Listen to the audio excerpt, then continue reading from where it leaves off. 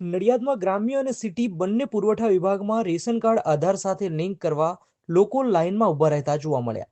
જન સુવિધા વિભાગમાં મળતી માહિતી અનુસાર રોજના 200 લોકો કેવાયસી માટે આવતા હોય છે. જે લોકોનું રેશન કાર્ડ આધાર કાર્ડ સાથે લિંક નથી તેઓ અપડેટ માટે લાંબી લાઈનો લગાવી રહ્યા છે. સિટી પુરવઠા વિભાગના અધિકારીએ જણાવ્યું કે તારીખ 19 થી 21 સુધી રોજના 500 લોકો કેવાયસી માટે આવતા હોય છે. અમારા રિપોર્ટર જિલ્લા પુરવઠા અધિકારી પાસે માહિતી લેવા ગયા હતા, પણ તે ગેરહાજર હતા. આવા સમયે અધિકારી ગેરહાજર હોય તે વ્યાજબી નથી. લોકોમાં ડર ફેલાયેલો છે. રેશનિંગનું અનાજ મળતું બંધ થઈ જશે. આધાર વેરિફિકેશન, મોબાઈલ નંબર અપડેટ, નામ કમી કે એડ કરવાની પ્રોસેસ જેવા કામોમાં લાઈનો જોવા મળી રહી છે. અરજદારોએ જણાવ્યું કે અમે કેવાયસી માટે વહેલી સવારથી આવતા હોઈએ છીએ, પણ કેવાયસીમાં આખો દિવસ ભૂખે તરસે જતો રહે છે.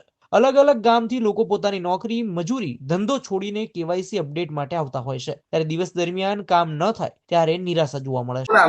રાકેશભાઈ ચકલાસી લેશન કાર્ડ માટે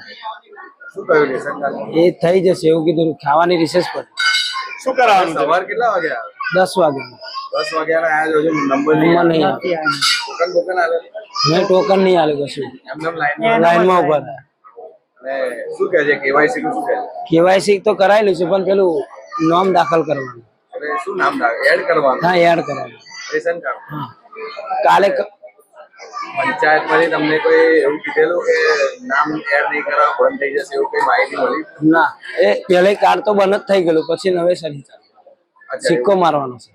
સકીનાબેન, તમે અહીંયા શું કામ માટે આવ્યા છો? કેવાયસી નું કરાવવા. એટલે કેવાયસી કરવા આવ્યા છો?